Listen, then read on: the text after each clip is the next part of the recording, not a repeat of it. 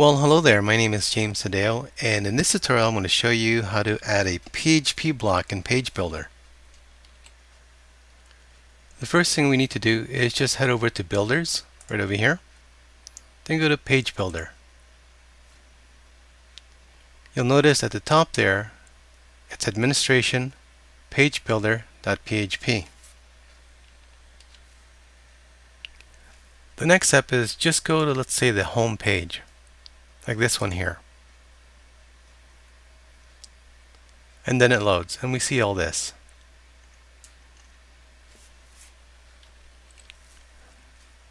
Now this next part, all we have to do is just go up over here and do this.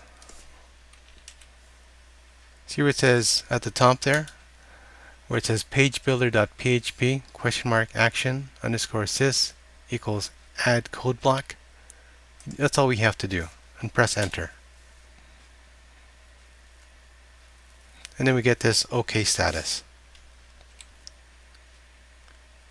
Now if we refresh and just scroll down, there's our PHP block.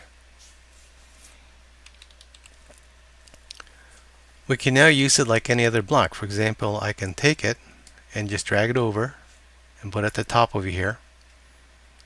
Click on it, and then it opens up, and then we can add whatever we want in there.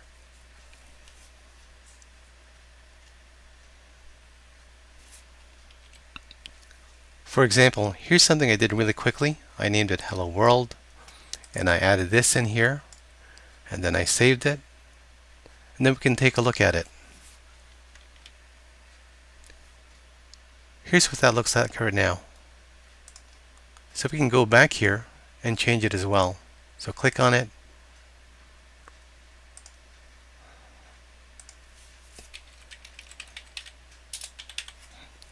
and then save it. Just go over here. Now we may need to clear the cache, but we'll see.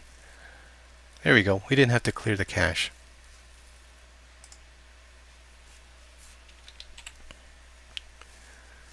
Now to remove the PHP block, we do the opposite. So we do something like this.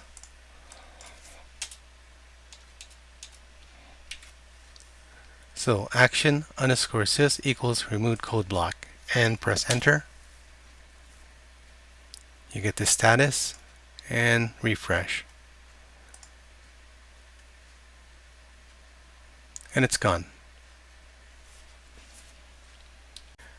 Now it's just like any other PHP block out there where you can put in PHP and it'll work. Now what happens if you wanted to add some HTML? What do we do about that? Well, we actually use a thing called a PHP here doc, and here's what that looks like. So what I'm going to do is I'm going to comment this out, and then I'm just going to paste in something I've done earlier. And I'm going to give you a tour of what it looks like. So the first thing is we define the variable. In this case here, I'm just going to call it $HTML. So the HTML variable. And then we have this here that brings in and defines the HTML that we're working with. Oops, there we go.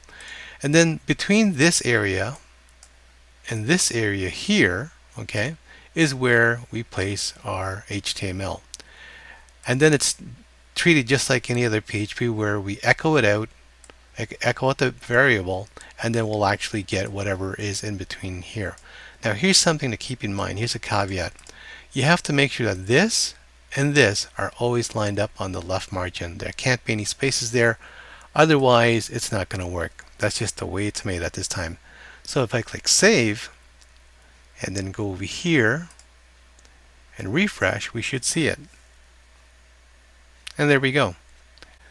There's all kinds of things we can do with a PHP block because it'll render PHP just like Dolphin renders a file. So we could effectively also use the Dolphin classes and all the methods and functions that's contained, as long as the includes or the classes are included within that page. So it's a really powerful thing, and that they've changed it quite a bit in terms of how you add it. Way back in the day, you actually have to add it via a database insert, but now it's made it that much simpler.